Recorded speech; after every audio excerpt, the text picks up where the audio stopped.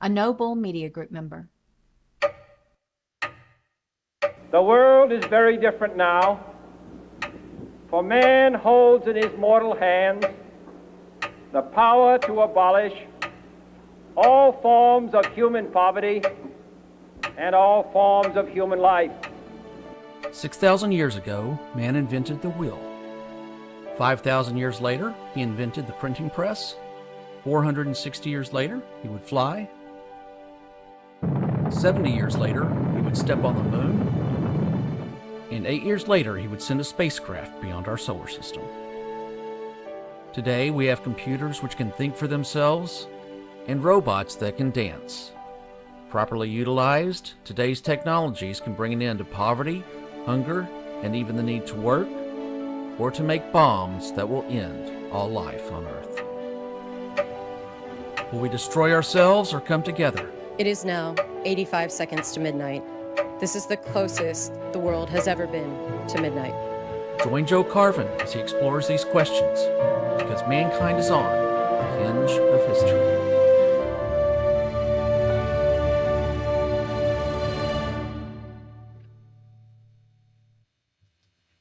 Hello, everybody, and welcome back to the Hinge of History. This is Brian Mistro. I'm here with Joe Carvin, and I just want to do just another real quick, brief update about so you understand what the Hinge of History is, and then I'm going to hand it over to Joe. This is an apolitical show. I know we talked last time that it's hard sometimes to keep politics completely out of it, but we don't.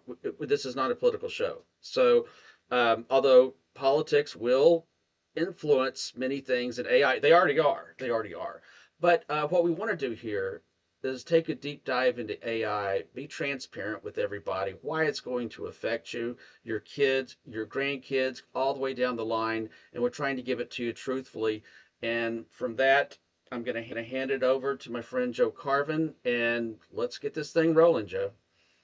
Thanks so much, Brian. Thank you again. And again, we talked about, in fact, as you remember, our last show, I went so far as to say that any political conversation, or traditional political conversation, left and right, is old school, yesterday's news, and a bunch of gobbledygook. That's right, gobbledygook. Gobbledygook, because you're missing the point, right? At the end of the day, you're missing the point. So in the last several shows, we've been talking about how dramatically technology is transforming and going to transform our world in the form of artificial or machine intelligence. And we've been talking about the positive impact, Right. Potential for sustainable superabundance, a post-scarcity world of high universal income where we eliminate poverty, hunger, disease, and even the need to work. And that's potentially technologically feasible, in my view, the next 10 to 15 years. So we need to get ready for that. However, we're going to now begin to start to talk about some of the very real risks associated with the adoption of artificial intelligence. And I'm going to really put this in context by talking about the great filter theory. Now, I've been looking at existential risk for a number of years, and I was having trouble sleeping, I guess. So I said, let me stay awake and look at existential risk. As you know, Einstein and Oppenheimer, we discussed, created the Bulletin of Atomic Scientists to measure the existential risk falling in a time from nuclear proliferation, then from climate change, and now some from AI as well. They started off the doomsday clock, 7 minutes to midnight. Which is in our intro, by the way, which is in our intro, folks, if you saw that. Yes, that's right. Thank you very much for reminding me. Exactly. So we started off at 7 minutes to midnight. The fall of the Berlin Wall, 19 minutes. The further away from midnight, the safer we are. And now, in our intro, thank you, Brian, for reminding me, we're now at 85 seconds to midnight. So based on that objective measure, right, we're at the closest to human extinction ever. And clearly, the risks emanating from AI are contributing to that proximity to doomsday. The second sort of intro and context I want to provide is this great filter theory. This is a theory where Enrique Fermi, the famous Italian scientist, came back from lunch one day. He said, "Where's everybody?" If the universe is 13.8 billion years old, it should be teeming with life. We should be seeing it. Yeah. In fact, I was just watching a video yesterday. So there are 200 billion trillion stars in the observable universe. That's just the observable universe. Insane. That 23 zeros, 10 septillion. Beyond All our right. ability to even comprehend that number. Right? Yeah. And each solar system has a set of planets, as we're discovering with our new technology. So clearly the universe should be teeming in life, and we haven't come across it. So this economist, his name escapes me, I'll remember it for next time, ultimately came up with the great filter theory. He thought there must be some filter preventing civilizations as they advance to become spacefaring Hmm. and multiplanetary. And one of the hurdles is that as they advance in technological capacity, rather than use that technology to become spacefaring civilizations, they destroy themselves. Now, again, I know Elon Musk is controversial. I know I talk about him too much, but if you look at the 160-page uh, prospectus for the SpaceX IPO, his number one goal is to maintain that dim light in an observable universe that goes 93 billion light years across. We are the only consciousness. Brian, we have an enormous, ginormous responsibility to keep humanity alive. If you look, there's a great philosophers coming out of Oxford University called long-termism, who coined this phrase, the hinge of history. And ultimately, what they're saying is, look, we have a huge responsibility to those children yet to be born. If we look at it, we're at the beginning, 5,000-year-old civilization. We're at the very beginning, Mm-hmm. right? We could live for 1,000,000 years. There's 1 trillion children yet to be born. Brian, those children in our hands. And that's why I study existential risk. And there are clearly risks emanating from AI, as we're going to talk about today. But in order to do that, we need an intelligent conversation. And I think this summary we're about to see on the video we're going to show, Brian, shows that the conversation is very difficult to get in an intelligent, coherent way. So let's listen to our video from today, and then we'll go from there. Sounds great. I'll start it up right now. Because we'll get into the content of the AI problem, but essentially, so long as the fear of me losing to you in AI is the number one priority, we're going to keep getting the bad results and the most dangerous outcome that we're heading towards. Yeah. And if we can have the fear of everyone losing be greater than the fear of me losing to you, that will give us the possibility of a different path. And I think what the film The Day After did for nuclear war was the primary fear was, I'm going to lose to the Soviet Union in a nuclear war. And then everybody reckoning with what it would actually look like in this, what was a made for television movie, 100 million Americans tuned in on a Tuesday night, when everybody reckoned with the same visceral consequences of just the terror of what that would actually be. It was crystal clear that not a single human being on Earth, no matter how aggressive or hawkish you are, would actually want that outcome. And I think that was the inspiring motivation for making a film that would clarify AI risk. Now, I don't know that this film particularly fully delivers on that, but what it's trying to do is synthesize across what's otherwise a very dysfunctional conversation about AI. And I think that, a mutual friend of ours, Daniel Barquet, told me that, if you go to any conversation at Davos or, in Berggruen or any dinner table, and you've got everybody at the dinner table and you talk about AI, people ping pong around to different topics. Is it going to take all of our jobs? Is it going to cure cancer, solve climate change, or is it just going to wipe us out? And then it bounces around unproductively across different topics. And then dessert comes and people kind of mumble and say, well, I guess someone else figures this out. And I hope someone else, does something about this. And if that's the default conversation, then we will get the worst bad outcome where the company's current incentives dominate. And that will be an anti-human future.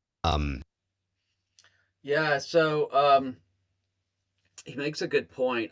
I kind of like that. I think comparing it in some ways to nuclear war and the balance of it, I think was a really good analogy. Because if only one of us had nuclear weapons, if it's just the United States, let's say, then, I think the risks for nuclear war or use of nuclear weapons well beyond what has happened since World War II, I think it would have gone up exponentially, right? But when everybody has them, using kind of his point, nobody wants to use them, and so that we bring that risk down.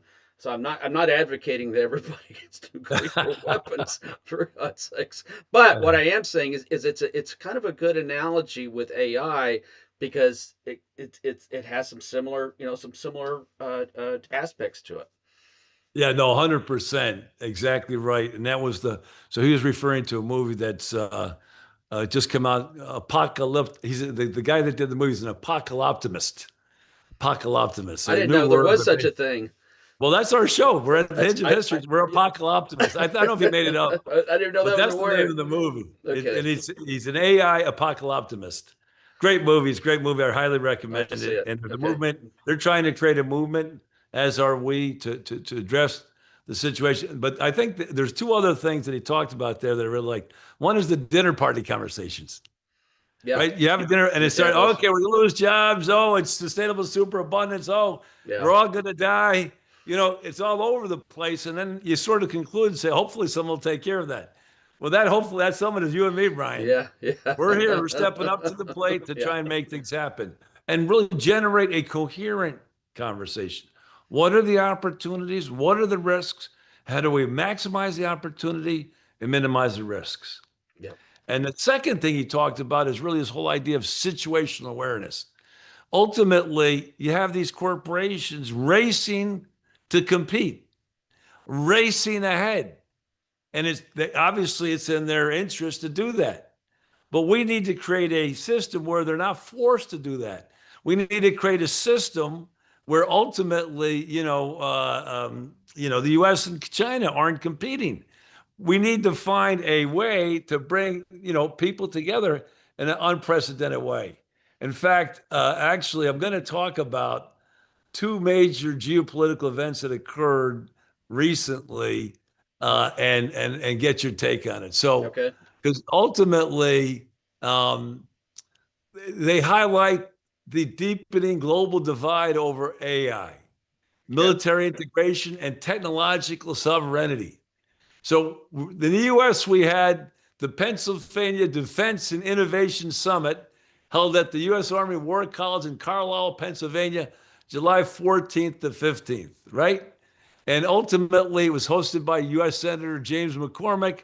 And at the end of the day, what were the key focus and takeaways? Peace through strength and hardware scaling, public private infrastructure, operational AI dominance. All right. Basically, the same week, we had the Shanghai AI Summit. And ultimately, his goal, President Xi gave a speech looking to address the global technology community at the World AI Conference in Shanghai. And the key focus and takeaways were we need a global governance and civilizational good, make it available to everybody, state directed cooperation, and the intelligence military imperative. Beneath the diplomatic public framing, we basically need to become intelligent military systems that are safe for everybody. So ultimately, here you had President Xi saying we need to make it. And again, the big difference is the Chinese models are open Open source, source. Mm-hmm. available to everybody, and ours are closed source, the Anthropics and you need and ChatGPT, and you have to pay for them. So he said we need to make it available for the world. And the other sort of interesting consideration here, we talked about the 5-layer cake as these AI factories get built. Mm-hmm. China has a huge competitive advantage. You're basically turning energy into intelligence. They produce twice as much electricity and they have 75, 80% of the solar capacity in the world today. So there's an interesting set of the situational awarenesses. In November 2022, ChatGPT, in my view, launched generative AI on an unsuspecting world. We never should have done it that soon. Mm. Google had it. Anthropic had it, right? But ChatGPT decided to launch into unsuspecting world. We've been racing. We've off to the races ever since. So the question is, how do we get these trillion-dollar companies, which are competing with each other? They want to slow down. They're asking to slow down, right? But how do we provide a framework where they can? Mm, And then how do we provide a framework where the US and China can come together and build the world without poverty, hunger, disease, and the need to work? yeah. Now, are we going to need to go to war if that happens? I mean, so we need as we've been talking about, a fundamentally changed mindset, a 21st century mindset, Renaissance mindset, where we view our Chinese brothers in the same way we view our American brothers and sisters. So my goal, I'm going to learn Chinese, see what I can do to advance that conversation. So come next January, February, some of these shows will be coming to you from China. Well, Obviously, I'm a mega optimist, but I'll use I'm not an AI apocalypse optimist. I'm a mega optimist. I'll use my AI models to decipher what you're saying so I can understand it. So Was there it's were some things you didn't quite understand? no, I'm saying that what Oh, the the Chinese. Chinese, yeah, yeah. So So you made that comment. I'd like to just throw something out. You said, how do we come together? China and America. I mean, in reality, it is China and America, right? I mean, yeah, those are the two yeah, yeah, powers that are that yeah, are yeah. struggling with this. And it comes back to something that we don't do, but we've been saying is does have an effect on AI, and that's politics. Yeah. At the end of the day, it will be politics, and it'll be these two countries and its leaders saying, you know what, we can achieve more together, okay, exponentially more than we can, arguing and fighting with each other apart. Now I'm starting to sound like the one world leader, aren't I? Hey, I tell you, that's good news, Brian. No, well, I mean, again, look, I appreciate. Look, I'm not silly and stupid. I'm not. I'm a realist, and I appreciate. But look at the language coming from the U.S. Yeah, Dominance, dominance, take yeah, yeah, uh, military superiority. Let's use the AI versus China. So I think we need to find a way. As I said, call their bluff. The one silver lining here, you've never ever heard Trump say anything other than my good friend President Xi. Trump was over there, and she's coming to visit this year, so we'll see. I mean, I'm a mega optimist. Um, but now Brian, you recently sent me something about the military capabilities of the drones. I mean, as we watch across mm, the world right now, AI is clearly transforming the capacity to wage war. Do you want to just talk a little bit yeah. about that? Yeah. Thank you for bringing that up, and I should have grabbed a slide on that. Apologies to everyone. But one of the things that has just happened, and there's so much news coming out today that it's just like a fire hose. You can't really focus on all of it. But I thought it was one of the biggest stories, certainly of the day, if not the week or month. So Ukraine is now using technology from the United States and they're putting it in their drones so that their drones will autonomously identify and attack Russians and, of course, kill them. And that's crossing a threshold that we have not had yet, ever. I think that I think it's going to change everything from a military perspective that we've ever known. It's realistically, it's probably made tanks obsolete. I think most armor will be obsolete. Everything now has to focus on being able to, use or protect yourself from drones while also being able to use them. And listen, I'm not a military analyst, okay, but I got a little bit of common sense. And my common sense tells me if you can produce a drone for $5,000 that can take out a tank that's worth millions of dollars, you're probably better off going with the drones than the tanks. Okay, so a lot of things are going to change, and that was just. And I know it's a big deal to me and the people that watch this show, and it's a big deal to you, Joe, because we follow AI. That was crossing the Rubicon, which is why Anthropic was so concerned about giving the United States an open ability to not have somebody between a decision from AI to attack and kill them. They wanted, for those that don't know, Anthropic wanted to make sure that AI could not independently decide to kill someone. There had to be a human finger on the switch.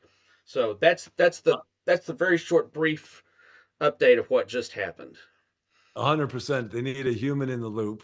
Mm-hmm. And that was the requirement. And ultimately, and again, China is also incorporating AI into its military technology. So ultimately, I'm not suggesting, we have the good guys and the bad guys, not at all. But I rather than have a military event in Pennsylvania, I'd love to see President Xi and President Trump come together. Because the other one big is robots. Yeah, Are you gonna send robots to war? yeah, And ultimately, why would you waste human lives if you could send robots? yeah, So and that's there's a whole bunch of conversations about robots and war. There's a group in Sweden that focuses on AI in the military. In fact, it's interesting. You probably won't know this, but the global annual military spend every year is $2.7 trillion.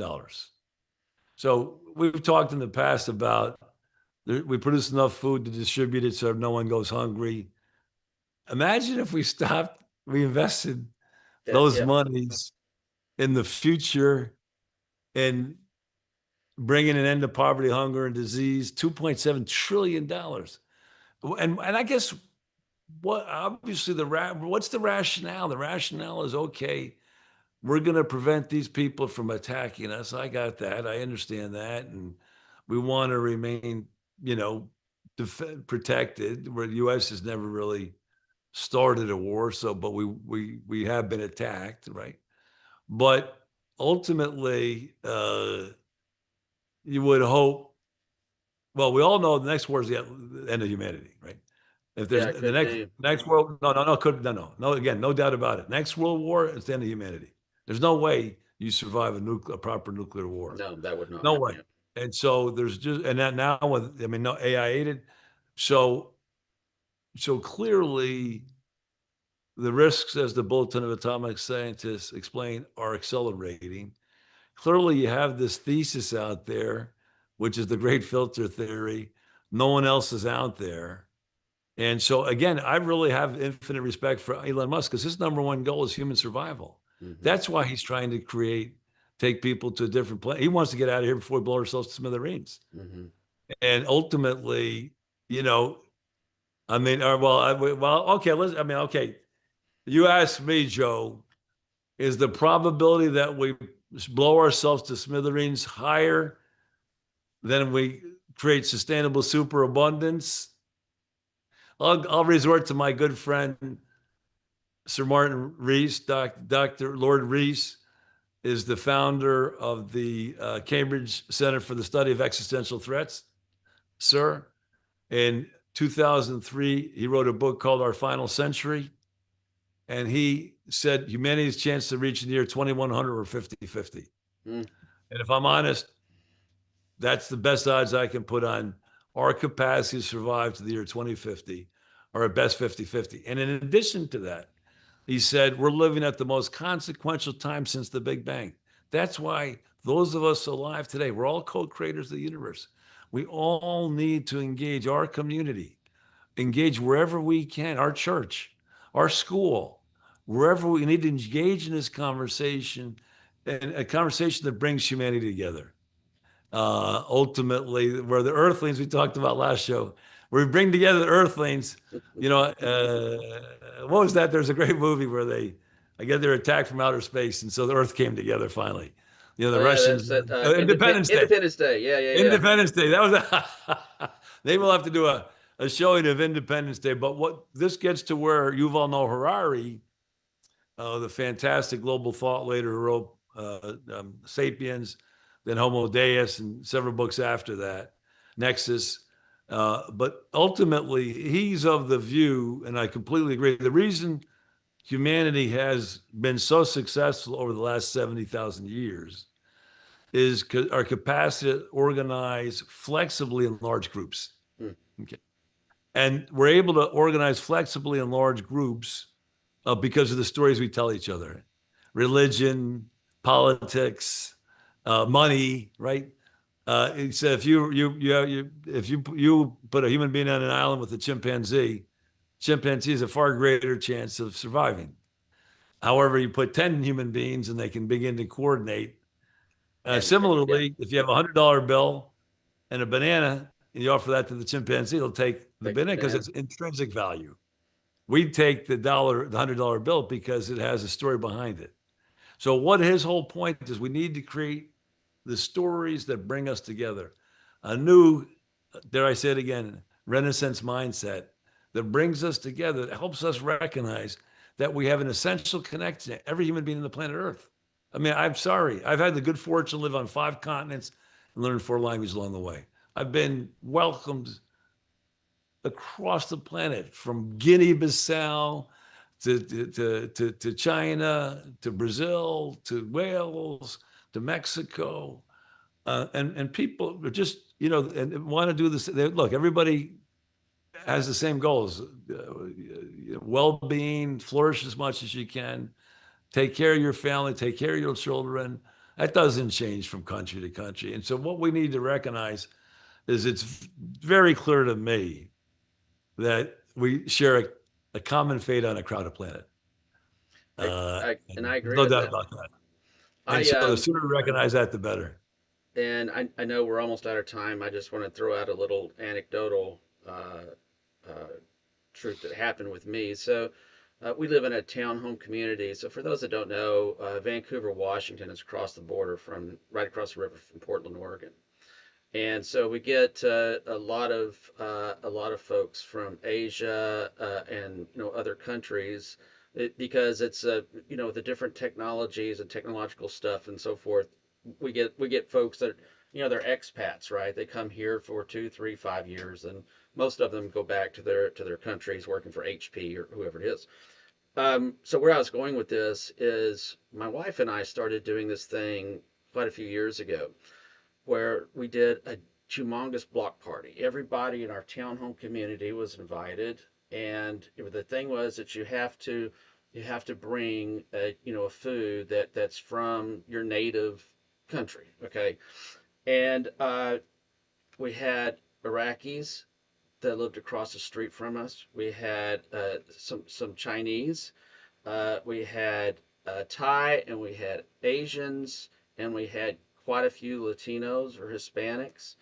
And some of these folks barely speak English. I mean, but we all got together, and it was amazing how all those bonds that everybody wants to fear the other country, and they're the enemy and they're bad, and this, that, it just disappears. It just went away, and we've done it every major holiday since. And Really, it does. It brings communities together, and you realize, what, we got a whole lot more in common than we do in difference. And so, um, 1,000%. and maybe that adds on to what you were just saying on the continents that you've lived on, because we all have the same basic, most of us anyways, have the same basic view that we want to prosper, we want to be happy, we want our families to prosper, and hopefully we can overcome killing ourselves off for reasons that are just absolutely ridiculous. So, yeah, yeah. So, Joe, I know we're out of time here. I just want to say this was another great episode. Both, I think, realistic, and it also adds a little bit of reality to where we're at right now. So, let me go ahead and folks, we don't know if you're watching from Facebook, if you're watching from YouTube or X, or where you're watching this from, but please give us a follow. Go over to whether it be TikTok or YouTube. Give us a follow over there. Subscribe to us. Give us a like. If you've got a question about AI and you want to talk about it, leave us a question. We'll talk about it. We'll put it on air. Joe and I will bounce it around a little bit, even if it's something controversial. That's totally fine. But give us a follow and tell us what you think about this. Our goal in all of this is just to inform you and to help this planet come together and realize AI and superabundance is here, and we can use it for some great things if we don't destroy ourselves first. So, all right. Thank you, Joe. It was always good, my friend. Thanks, Brian. It's been Thanks so wonderful. much. Thank you, everybody. You've Bye-bye. been watching Joe Carvin's Hinge of History. The No Bull Media Group is available on all major social media platforms. Make sure to give us a follow where you can watch this show and many others. A No Bull Media Group member.